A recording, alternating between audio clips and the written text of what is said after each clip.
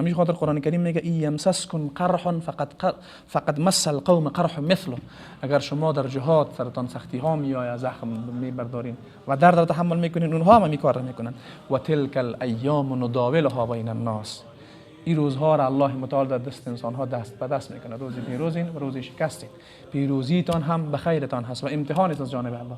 شکستتان هم به خیرتان هست و امتحان است از جانب الله. ولیعلم الذین آمنوا، دیگه ایگ انسان های مؤمنن که تفکیک کرده میشن در میدان های جهاد. و یتخذ منکم شهدا، حکمت دیگه چیست که الله از میان شما کسانی را برمیگزینه به عنوان شهید. اینا را الله انتخاب میکنه و این زمانی میشه که ما در مقابل دشمن به پیکار و مبارزه آماده باشیم. والله لا یحب الظالمین، الله ظالمان را دوست نداره. هدف دیگه جهاد کسب پاداش بیشتر است و بخشش گناهان انسان ها. موارد انسان ها طبیعتا فطرت انسانی بگونی در معرض گناهان زیاد قرار داره. به همین خاطر بعضی از فرایضی که مشقت های بیشتری داشته باشه هم ثواب بیشتر داره و در ضمنش باعث کفاره گناهان زیادی میشه.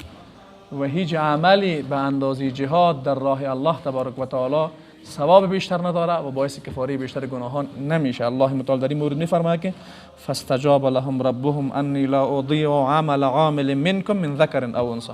سبب نزول این آیت را هم شما حتما میدونین که یکی از همسران پیامبر صلی الله علیه و سلم اومد گفت یا رسول الله، این مردم میرن جهاد میکنن، مبارزه میکنن، اینا ثوابشون زیاد میشه، ما میمونیم. دو وقت زنها این همت داشتن، حالا مردم میگرزن. چطور شد؟ قرآن کریم میگه که الله متعال اجابت میکنه دعای شما را، اعمال شما را. هر انسان عمل کننده را که مرد باشه و چی زن، او را ضایع نمیکنه. بعضکم من بعد، بعض شما از بعض دیگرین. فالذین هاجروا و اخرجوا من دیارهم، کسانی که هجرت کردند در راه الله، و اخرجوا من دیارهم، و از سرزمینشان بیرون کرده شدند، و اوذوا فی سبیلی، و در راه الله اذیت کرده شدند و شکنجه شدند، و قاتلوا و قتلوا، و کشتن و کشته شدند. لأکفرن عنهم سیئاتهم، چی میکنیم؟ حتما و خامخا از بین میبریم گناهانشان را. و دیگه ولادخلنهم جنات تجری من تحتها الانهار، اونها را داخل باغ‌های میگردانیم که از زیر درختان آن جویبارها روان است. ثوابا من عند الله، پاداشی است از جانب الله. برای چی کسانی؟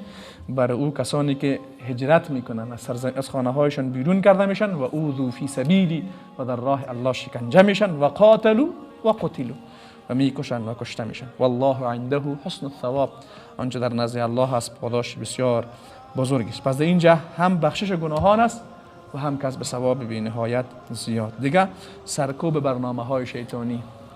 ما اگر برای دفاع از حاکمیت الله و دین الله و برای حاکم کردن دین الله نجنگیم، پیروان شیطان برای حاکم کردن برنامه های خود می جنگن. الذين آمنوا يقاتلون في سبيل الله، کسانی که مؤمنن برای حاکمیت دین الله می جنگن.